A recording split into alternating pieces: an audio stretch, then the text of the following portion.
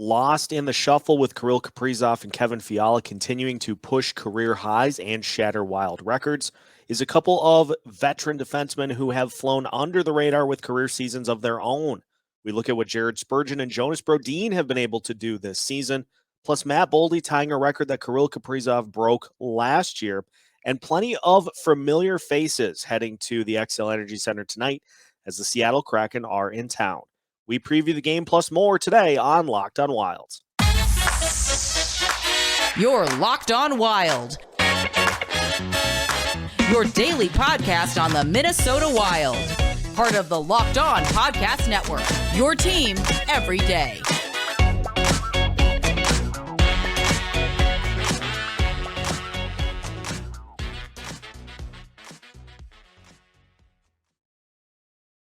What's happening, everybody? Welcome to another episode of Locked on Wild, your daily Minnesota Wild podcast, part of the Locked on Podcast Network, your team every day. Thank you for making the Locked on Wild podcast your first listen each and every day. And just as a reminder, Locked on Wild is free and available wherever you listen to podcasts. On today's episode of Locked on Wild, we get you geared up for tonight's matchup against the Seattle Kraken, coming in with their best stretch of play of the season. We'll look at the hot stretches for several former Minnesota Wild players, including Victor Rask and Ryan Donato. We also look at the under-the-radar play continuing for Jared Spurgeon and Jonas Brodin and Matt Boldy, tying a record that Kirill Kaprizov shattered last year. My name is Seth Topal, host of Locked on Wild, your veteran captain of the show and veteran content producer as well. With well over a decade's worth of experience covering your favorite Minnesota sports teams through the ups, through the downs, through every bit of it over the last several years, and now hosting Locked on Wild, and happy to have you along for a Friday episode of Locked on Wild, ahead of yet another matchup for the Minnesota Wilds tonight against the Seattle Kraken. Now, Seattle has had a rough go of it this year for sure, but they are starting to pick up their play and have been playing much better here. A 3-game winning streak coming into this game tonight.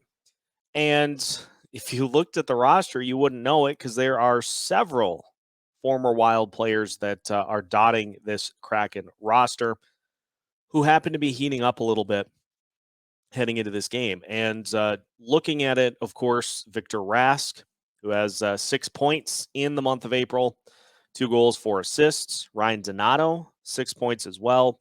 You got Carson Soucy, who has been playing well over the last 9 games as well. And it all centers, I think, on rookie phenom Matty Beniers, who has been injected into this Kraken lineup and has just added some youth and some energy and some excitement for the Seattle team that they hadn't had for a good portion of the season. The Wilds have had some ups and some downs against this Kraken team throughout the course of the season. The Kraken, I think back when the whole novelty of an expansion franchise phase was still relatively young, the Wilds got jumped in Seattle by the Kraken 4-1. And that was, I think, when the Wilds were playing one of their not so best stretches of the season. But the Wild ended up getting revenge, courtesy of Rem Pitlick in Game 2, to pick up a 4-2 win at that point. And you look at where both of these teams are at this point in the season. The Wild obviously have the playoffs locked up. Just a matter of which seed they get when they take on the St. Louis Blues. So the Wild do still have some things to play for, but ultimately they are just trying to get through the rest of this regular season and gear things up for that postseason series. And for Seattle, things did not go the way that they wanted to this year. So they are looking towards the next page and trying to see who's going to be with the team into this next season and beyond. So they're giving an opportunity to, some of these young guys to see what they can do. And Beniers has come in and he has looked good and has helped kind of breathe some life into this Kraken team. But it squares pretty surely on the fact that the Seattle Kraken offensively, not very good. They come into this game with 2.59 goals for per game, which is it's not great. It's not great. The Wild are a full goal plus more in scoring per game than the Kraken are, and so that has been something that Seattle has struggled with. They were put together to be more of a defense identity than an offensive one. And so for the Wilds, this will be no different than any of their recent games. It all comes down to being able to be physical, being able to not allow teams to take advantage on special teams, uh, things along that line. The old cliches, all the things that it comes down to each and every game. The big one for the Wilds tonight is that Tyson Jost is returning to the lineup. And Jost has been somebody that gives this team an ultimate level of versatility. And so you look at the roster moves made, Mitchell Chafee sent down to Iowa. So it's likely that Jost will be centering Brandon Duhaime and Connor Dewar here this evening. But there's a chance that the Wild say, well, we'll hop him up on that third line and move Bugstead down to the fourth center. This is the thing that Tyson Jost brings to the lineup is the versatility to make some changes and to try some things out, knowing that he can kind of adapt his style based off of where he's at in the lineup. We've seen him on the third line. We've seen him on the Fiala line when Matt Boldy was hurt. He brings a lot of needed versatility for this team because I think sometimes, especially when things aren't going well, the Wilds kind of get pulled into this roster rigidity stage, this line rigidity to where, well, we don't really have other options if these line combinations aren't working. To be fair, they've worked for a large majority of the season. So Jost has come in, and if somebody's injured on a particular line, he can hop up and fill that spot. So that will be probably the thing that I watch for the most here tonight is to see how Jost responds and what he looks like coming into play, because he was starting to really pick it up from a scoring perspective. But a solid ad by Bill Guerin and a guy who I think could certainly factor into future plans for this Wild team. So Kraken and Wild tonight. I would expect nothing less than another physical one, but I think ultimately the Wild will come away with the win. And Marc-Andre Fleury in net, hungry to put a solid performance out there after what happened against the Sharks and the fact that Cam Talbot got 2 starts in a row. Doesn't want to fall behind in that who starts game 1 of the playoff series race that he will be with Talbot for the rest of the season. So I would expect some good things. I think this is a Wild team that knows what they need to do. They need to keep pace with St. Louis while also making sure that nobody gets hurt seriously down the stretch, resting guys, getting them back into the lineup as well. So I think this Wild team will take care of business. It's a Seattle team that, as mentioned, has won 3 games in a row, but all 3 of them were at home. And it's a different environment at the Xcel Energy Center than it is being a road team. And so I will give the edge to the Minnesota Wilds 10 times out of 10 when they are at the X, no matter who is coming in the building to face them. So should be a good one tonight. And we'll get a chance to see continued excellence from the likes of Jared Spurgeon and Jonas Brodin. Now, defensively, they have been as advertised and even better than advertised here pretty much all season. But I bet you didn't know that Jared Spurgeon and Jonas Brodin both are having career seasons on the other side of the ice. We'll talk about that when we come back here on Locked on Wild.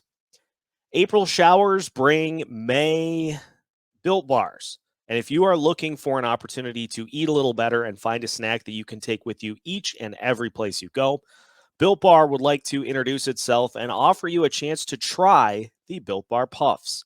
If you haven't tried them yet, you're missing out on one of Built Bar's best tasting bars. Puffs are the first ever protein infused marshmallow. They're fluffy, they're marshmallowy, they're not just a protein bar, they're a treat, and they're covered in 100% real chocolate. Plus, if you are looking for one of those low calorie treats, Built Bar is perfect. Most Built Bars contain 130 calories, 4 grams of sugar, 4 net carbs, and 17 grams of protein. Your standard candy bar is right around 240 calories, 30 grams of sugar, and dozens of net carbs. So if you want to join the Built Bar Bonanza, head to built.com, use the promo code LOCKED15, and you'll get 15% off your order. Again, use the promo code LOCKED15 for 15% off at built.com. Continuing today's episode of Locked On Wild, once again, thank you for making Locked On Wild your first listen each and every day. Second listen of the day, make sure you're heading over to Locked On Sports Minnesota to check out the Ron Johnson Show. Ron Johnson, the former Gopher and NFL wide receiver, is the voice of Minnesota sports with some elite takes, big guests, and a lot of sports coverage for your favorite Minnesota sports teams. Check out Locked On Sports Minnesota for the Ron Johnson Show and many other exciting programs to come, all part of the Locked On Podcast Network, all free of charge on YouTube and wherever you listen to podcasts. Now, I tweeted about it last night, and I ended up jinxing Jared Spurgeon, of course, because after Spurgeon scored his goal to get him to 10 goals on the season and becoming the leader for the Minnesota Wild in terms of 10-plus goal seasons for defensemen, leapfrogging Matt Dumba in that category, immediately after tweeting that nobody talks enough about Jared Spurgeon, he ends up getting kind of tangled up on the boards, which leads to a breakaway for the Canucks, and they end up scoring.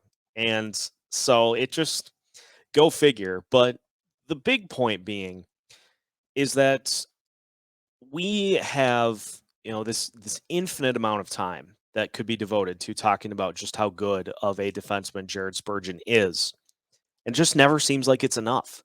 Spurgeon, in the midst of a career season, offensively, he has the most points in a season he's ever had. The acquisition of Jacob Middleton, I think, has allowed Spurgeon to do what he is best at, which is to assist offensively.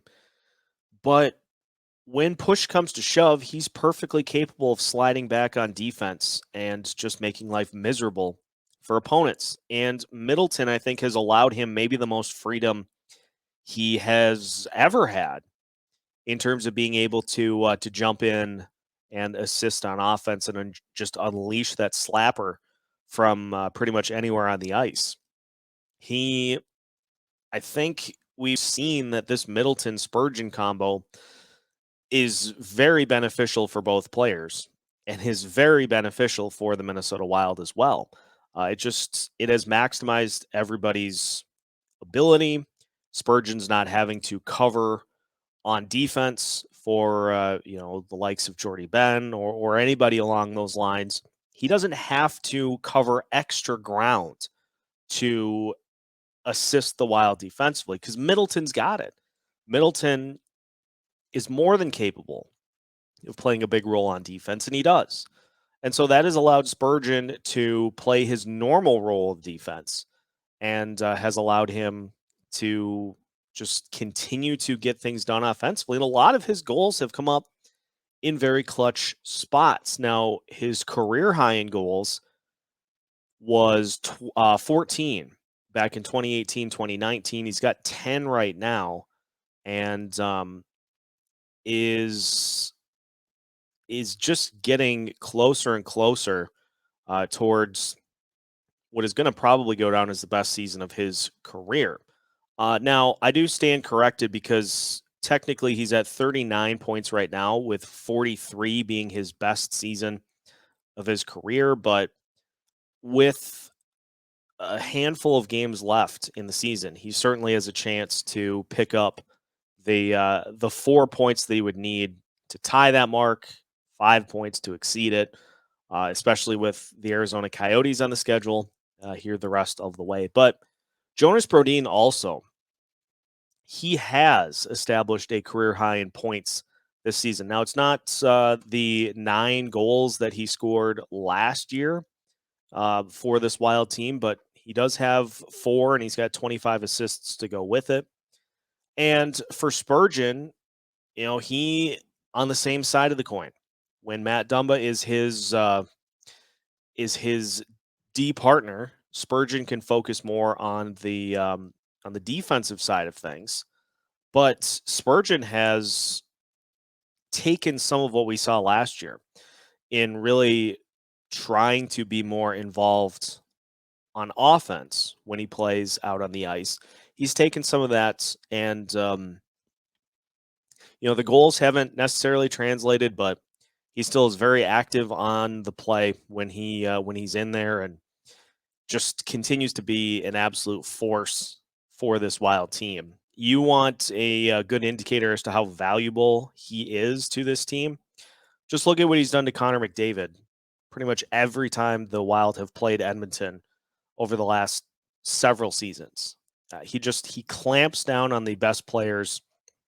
Now, the Wild last night had a little trouble with Elias Pettersson, just losing contain on him at various points in the game. But sometimes when you are matched up against the best players out there on the ice, and a guy who is rapidly becoming one of the premier players in this league, sometimes Pettersson's just going to win those battles. And the first goal that he had was just one where he got lost in the middle of the zone. Second one was just a rebound attempt that he chipped in. So one of those could be attributed to the defense just kind of losing contain, but just look at what Brodin has done against any of those big defensemen in the NHL, and that shows you his worth with this team. And it's the same thing with Jared Spurgeon. Those guys just do so much that does not get recorded in the box score. Just invaluable parts of this Minnesota Wild season. And so just fun to watch those guys. If you ever get a chance, just tune into one or both of them exclusively and watch what they do, especially on odd man rushes, pushes up the ice by the other team.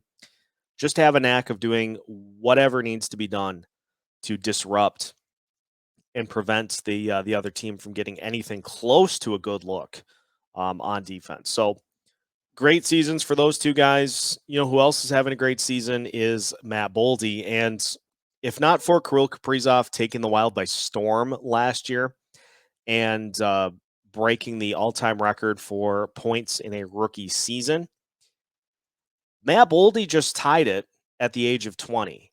And so we will talk about Matt Boldy's current season and what this means for his future to finish off today's episode of Locked On Wild after this. BetOnline.net is your number one source for all of your betting stats and sports info. You can find all the latest sports developments, including league reviews and news, as well as the NBA playoffs, Major League Baseball, and the NHL's push to the Stanley Cup playoffs. BetOnline is your continued source for all of your sports wagering information, from live betting to playoffs, esports, and more. And coming up in just a few short weeks, the premier betting event of the sports calendar year, that of course being the Kentucky Derby. So head to their website today or use your mobile device to learn more about the trends and the action. You can find all of that and so much more at BetOnline, where the game starts. Final segment of today's episode of Locked On Wild. Again, thank you for making Locked On Wild your first listen each and every day. Just a reminder, make sure after the game tonight to check out the Locked On Sports Minnesota YouTube channel for our live postcast reaction to whatever happens tonight for the Minnesota Wild against the Seattle Kraken. We will have a guest co-host here this evening, so make sure to tune in. Again, the Locked On Sports Minnesota YouTube channel, and then the audio version posted wherever you listen to Locked On Wild as well. So Matt Boldy, in 42 games now this season, has accumulated 36 points. He had the just ridiculous goal against the Montreal Canadiens. And for a rookie, for an age 20 rookie, 15 goals and 21 assists. And so 36 points in 42 games, it equates out to something like a 70-point scorer in his rookie season at 20 years old. I know there are others who have more points and goals among rookies, but I'm telling you right now, if Matt Boldy would have played at the start of the season, as was the original plan for him before he got hurt, he wins the Calder in a runaway. And this Wild team might be on par, if not, they may be on par with Colorado in terms of the results, because if you get that line cooking right away to start the season, we did the math. I think I tweeted it out like a week or two ago that the trio of Boldy, Goudreau, and Fiala, if you extrapolate their numbers over the course of an 82 game season, Fiala would be a 44 goal, 100 point, I think 107 point guy. Boldy would be between 70 to 80 points himself and a 30 goal guy. And then Freddie Goudreau would be a 70-point guy himself with somewhere around 25 goals. That's a lot of teams' first line production. And that would be the second line for this Minnesota Wild team. And there were plenty of games early on in the year before Matt Boldy got here and before that connection was put together that the Wild could have used a little more offense, even though they've had a good offense all season. There have been some games with lulls to where you think, boy, the Wild just would have had another line. They could have come up with a win there too. And, this brings up an interesting debate because with the Kevin Fiala discussion, there's a lot of talk of, the only reason Kevin Fiala is putting up good numbers is because of Matt Boldy. Well, couldn't the same be said for the reason that Matt Boldy has put up the numbers that he has, or Freddie Goudreau, is because of the other players on the line?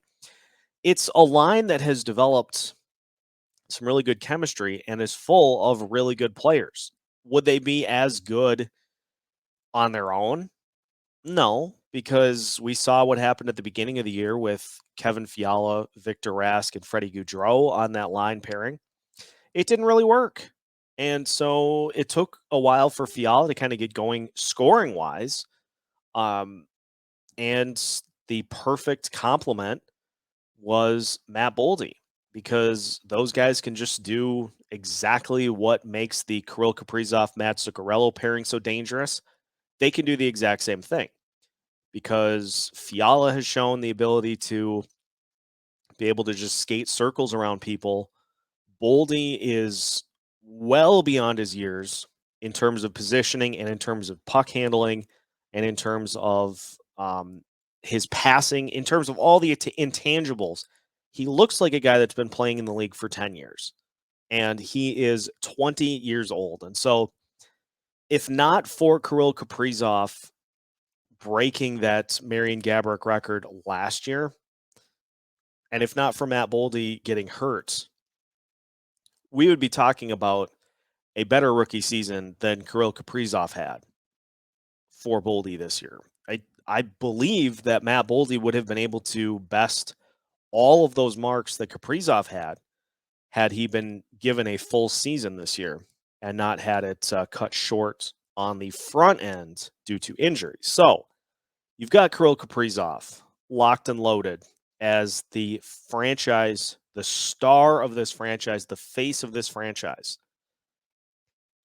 Matt Boldy, if he continues to add little pieces to his game, is going to be a very good player in his own right, because he is much like Kevin Fiala. He's getting into the NHL at an early age. And at age 20, he is already showing that the game is not too big for him. And from there, who knows what could happen. So enjoy these pairings, enjoy this tandem, enjoy what is left to be done here this regular season before we gear up for what is going to be an absolute melee against the St. Louis Blues in the postseason. And that is where we will leave today's episode of Locked On Wilds. Once again, a reminder, make sure to check out the Locked On Sports Minnesota YouTube channel tonight after the Wild take on the Kraken for a live postcast reaction to whatever happens during the game. And make sure that you are following along with Locked On Wild wherever you listen to podcasts. Also follow us on social media.